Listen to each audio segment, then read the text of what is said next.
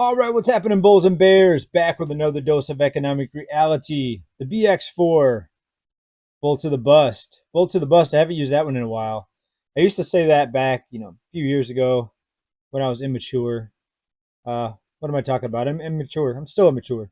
Uh, I guess immaturity might keep me young. That's what I'm hoping for. Anyways, let's go ahead and get into the news today. Let's talk about an outrageous situation with millions of people, unfortunately. Here's one example of what I think a lot of people are going through here. Hopefully, not too many, but a 36-year-old's paying off a $66,000 loan on a $49,000 Ford Explorer after a trade in. And a $49,000 Ford Explorer is bad enough. But you trade in a negative equity vehicle.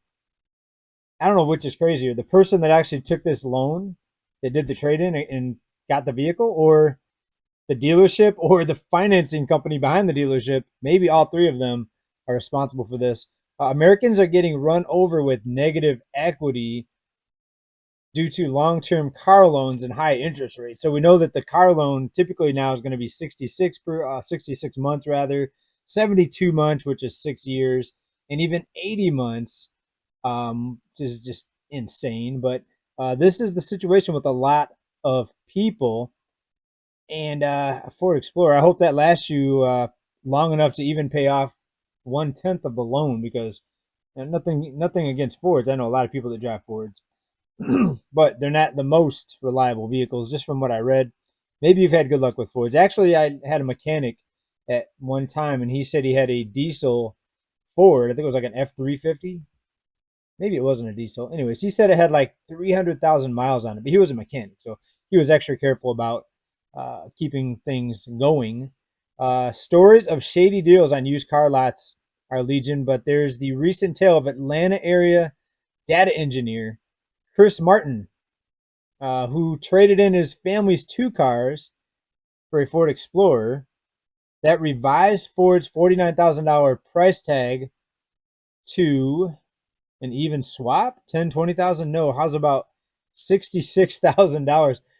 Have you heard any stories about this? Or maybe it's you. Hopefully it's not you. Or do you know anyone that's had this situation where you trade in a vehicle, get negative equity on your trade in, or you have negative equity, if I can talk today. You're going to roll that into your loan. So now you have a loan after depreciation. I'm sure this is almost 2 to 1, that Ford probably now is worth maybe half of what the loan is, maybe in the $30,000 range. I mean, let me know what you think down in comments on that one. Now, quite often on this channel, we get into the reality of what's happening with the economy versus the perception. And the perception to a lot of people is that everything's great. I mean, they look at the official numbers, they believe the official numbers. Look at the unemployment rate, 3 point something percent, but yet we've got nearly 100 million people out of the labor force. So what would it be if you counted all these out of the labor force individuals? Now, there's a lot of people out of the labor force, of course, and a lot of them for various reasons. But overall, the unemployment rate, I mean, is closer to 30%. I mean, if you look at the big picture, some of them you can't count because of early retirements. Maybe a few of them won the lotto and they just retired or dropped out of the labor force for that reason. Maybe they got rich investing. Who knows? But the labor force participation rate looks at working age individuals and how much of them, how many of them, a percentage of them are participating or actually working. So that should give you kind of an idea. But here's something else here that I just found recently. And I kind of knew it was close to this. I knew it was bad. I didn't know it was this bad. Actually, I underestimated it.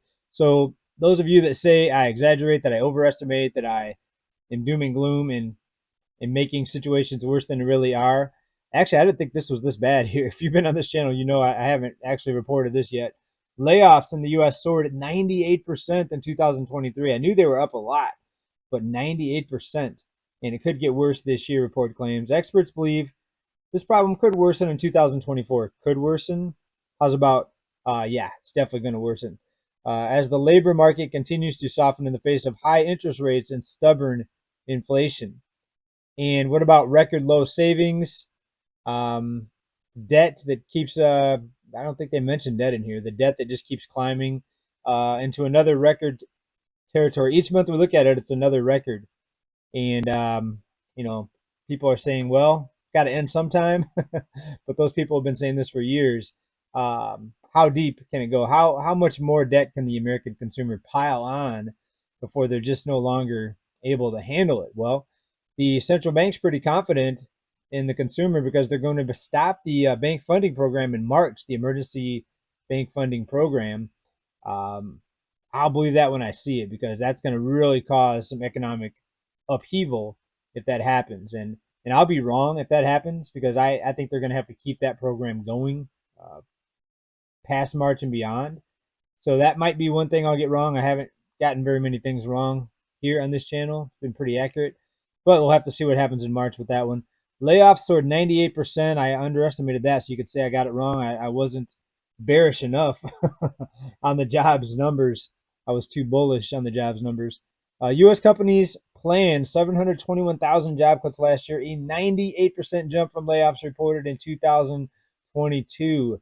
A report published by professional outplacement firm Challenger, Gray, and Christmas. Several high-profile tech companies, we knew that, including Meta, Amazon, Slash Jobs. It goes on. Check out that article if you wanted to find out more about the types of layoffs. But let's get into a couple other things here.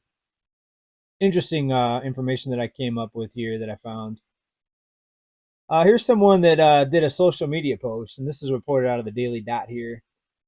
She was upset that they increased her credit limit to $43,000 from 20 something thousand. That's a big increase. I've had my credit limits increased before, but that's a big increase. So she was upset about it. She says they're trying to entice her to spend more money. I guess she doesn't trust her own self-control because if you're going to spend money just because you have a high credit limit, there's more problems there besides just the bank. That might be a problem with you if that's your issue. But some people are saying that this is a practice that credit card companies are doing to try to get people to spend more. But if you already have a 20 something dollar credit limit, then you haven't spent that all up. Why are you going to bump it up to 43, whatever? Why are you going to double it is my question.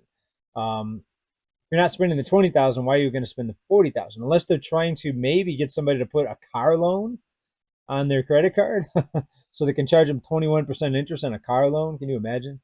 How long is that going to last? Anyway, she was upset. Some people in comments kind of corrected her because they were saying, well, this could help your credit score because now your debt ratio is going to be a lot lower. You're going to be using a much lower portion of your overall credit as far as how much debt you're carrying, and that looks better on your credit score. Also, your total credit limit can be a positive thing on your credit report. Other people are saying some similar things here. It'll make your credit score better, at least, said a user. Having a higher credit limit, yeah, just what I just talked about. They can increase it without your approval, one person said. Yeah. They can also decrease it. My husband hates it when they do that. He's not responsible enough to not max it out. That's what somebody said here.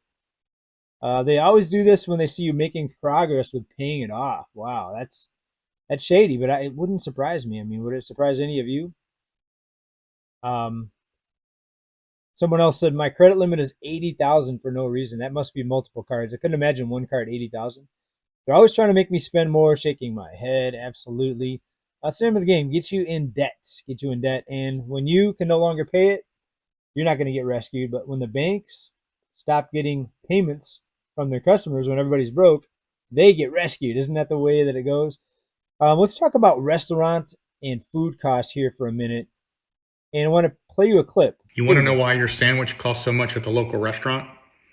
My friend Dan sent me a text the other day. He was at one of my restaurants. He said, Brian, I just ordered a BLT at $16. You realize it's just bread, bacon, lettuce, and tomato. I said, yeah, Dan, but let me give you some restaurant perspective. In today's economy, my rent is $20,000 a month. My utilities are $6,000 a month. And my labor is currently running about $60,000 a month. That's at 28%. So I'm in for $86,000 a month before I sell a single sandwich. $86,000 a month just to break even. Folks, commercial real estate needs to really come down. It needs to crash. Now, luckily, we're seeing that part of the economy correct somewhat. Some pretty big corrections happening right now in commercial real estate in some areas, not all areas. $86,000 a month just to break even. That's a lot of sandwiches. Take a listen to the rest of it here. Sandwich. At a 32% food cost, I have about $11 profit in that sandwich. That means I have to sell 93,800 sandwiches a year, or 257 a day, just to break even and make no money. 1.5 million in revenue, and I don't make a dime. That's why your sandwich costs so much. That's a reflection on our economy. Yeah, the cost of living, folks. I mean, the things we have to pay for, we can blame the businesses. Yes, a lot of them are greedy. And a lot of businesses, especially big companies, they took advantage of the shortages that happened in 2020, 2021, and the higher demand, stimulus checks, nobody has to pay their rent, nobody has to pay their mortgage, all those things that stimulated economic growth. A lot of companies, still are touting that. They're touting the higher cost. Yes, there's higher costs, but you add on top of that higher cost, you're price gouging and greed to the max. And now, now they've got the excuse to do that. So it's almost like a double-edged sword. It's feeding on itself, right? It's crazy. So what do you think about that? I mean, would you have imagined an overhead at a restaurant being that much? What did he say? He say 96,000 just to break even. It's just outrageous, the cost of restaurants now. My wife and I were talking about what to do over her birthday. It's coming up next month. And she's saying, "Oh, let's not go out. It costs too much. Let's just stay home." I'm like, no, it's your birthday. Let's go out. So now you almost feel like a bad person or a bad guy. I feel like a bad guy for not wanting to go out and spend a bunch of money. But she's the one telling me not to. So maybe a nice gift in place of dinner, or maybe just something not too crazy. But if you really love certain restaurants, you're probably going to end up going there and just swiping the credit card, running up more debt. Almost like this person here. Bring up a video here. How much do you have to love eating honey right off of the honeycomb to do this?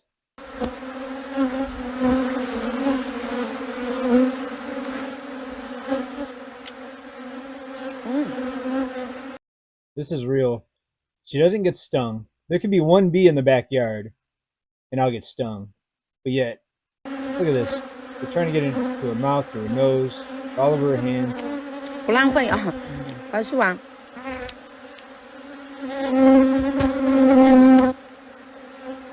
这个就是混炒蜜，这混蜂蜜啊，姐妹们。哎呀，看这蜜蜂。Unless they are, and she's just not reacting. All right, folks. I'm going to wrap it up for this one. What do you think about the $66,000 car loan with the Ford Explorer? What do you think about the 90-something% increase in layoffs? And it's going to be worse this year. Most people are saying that. Yet everything's fine. What do you think about the restaurant costs? What, 90-something thousand dollars a month just to break even? Somewhere around there. Insane, folks. How's this going to end up? You let me know what you think down in comments. And we'll see you back here with another dose of economic reality very soon. Please give us a like, subscribe if you like what we talk about. Help keep this channel alive. Thank you very much. Love everybody here. Bye for now. Peace.